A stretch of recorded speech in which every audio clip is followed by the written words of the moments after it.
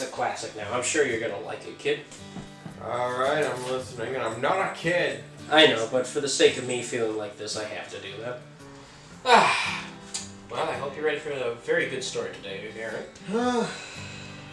Do I have to? Yes, we have to. It seems kind of a requisite at this point.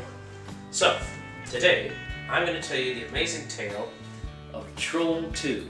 Don't worry, it has no connection to the first one. It doesn't even have trolls in it. Except the director, maybe, but that's just my opinion. Alright, I'm listening. Okay, here are the director's cliff notes on it. So, once upon a time, in a very familiar setting, a grandpa is reading a story to his grandson about a magical world of fantasy and high adventure. Princess Bride ripoff.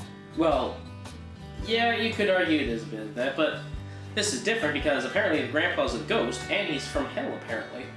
What did the grandpa do that sent him to hell? I don't know, they never explain. Okay, anywho, by the way, you're gonna hear they're not gonna explain a lot in this, by the way. Now, apparently in this universe, goblins are a thing, and they are vegetarian. In fact, for some reason, their blood is green sap or something, I can't remember. Now, according to the translation I got from this was originally translated from an Italian script. So if it seems like the actors don't know what they're saying, it's because they really don't know what they're saying. But that's just my opinion on it. Now, the family is going on this little thing where they exchange a house with another family from the town of Neilbog, which according to this, it's Neilbog? That's goblin spelled backwards! Or at least that's what it says.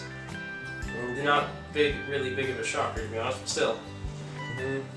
And on the way, they'll encounter many adventures, including evil goblins with some of the worst special effects and makeup you'll ever see.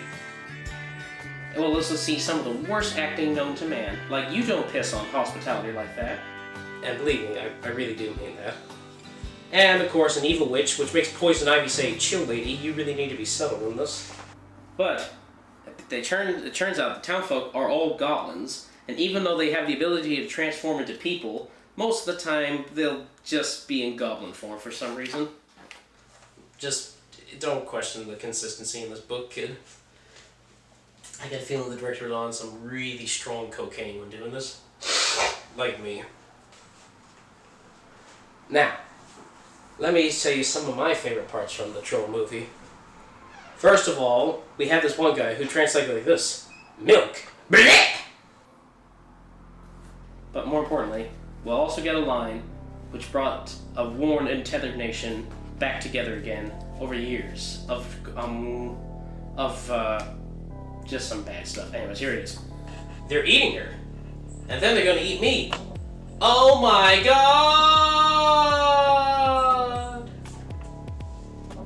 Don't ask it. Just don't ask it. I'm really sorry you had to be subjected to that. I'm used to it. Oh, thank God. Okay, so I'm gonna just get to the good part because most of this film is just boring tripe that you have to get through pretty much. So, after fighting some really bad, horrible effects and some bad scenes that even Uwe Boll wouldn't touch with a 10-foot pole, we get to... he would. No, probably he would. But, more importantly, here's a tip you need to learn whenever you need to fight against goblins. Their one weakness is a triple-decker bologna sandwich, even though clearly they put more than just some 3 pieces on. Because they're vegetarian, and it will kill them if they're near it. What? Who gave me this piece of crap? Ugh. So remember, when in doubt, bologna. In fact, I think that's what the director said on set. And then, in the end, they managed to essentially make a film so bad that almost anybody who worked on it never worked in Hollywood ever again. And in fact, most of the actors went back to their old jobs. Like the guy who played the dad apparently went back to becoming a dentist. If you want to find out more on that, you can check out the best worst film ever made documentary on the cast of Troll 2. Plug in. Yeah, a little plug-in. Anywho, because I'm trying to skip over to get my sanity in check, essentially the goblins are defeated by bologna sandwich, but we're left with a really weak twist of an ending that even M. Night Shyamalan would call out, pretty much. So, I think we should really ask, what did we learn today? Well, I learned that, as I was told, from what I've heard, it's a Princess Bride ripoff. A Princess Bride ripoff, maybe a Giallo ripoff in a way, yes. But Actually, no, it's not a Princess Bride ripoff. I misheard that. Worst movie ever made. Worst film ever made. I'd probably just give it a 0 out of 10. But more importantly, we learned never to give a schlocky Italian filmmaker the rights to make a sequel to a movie he has no intention of making a sequel, and translating a script from Italian to English to fool the American demographic. And also to make the actors go, what, the entire time. Say that again. I know. Look at what poor James Cameron had to do on Piranha 2. That movie doesn't exist. Well, no, not really, but you never know.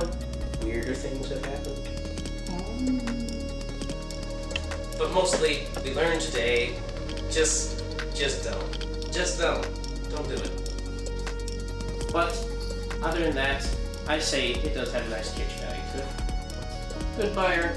I'm gonna find some more reviews for us to do. Well, Hey guys, hope you enjoyed that video on Troll 2. Now, if you want to see a better fantasy movie, well, there's Pan's Labyrinth right on my left. Right on our left. Yes, and there are also some links down in the description where you can, well, you know what to do. Check out our other videos if you have to. And like and share with everyone you know. That wraps it up, I think. Yes. Amen. Amen.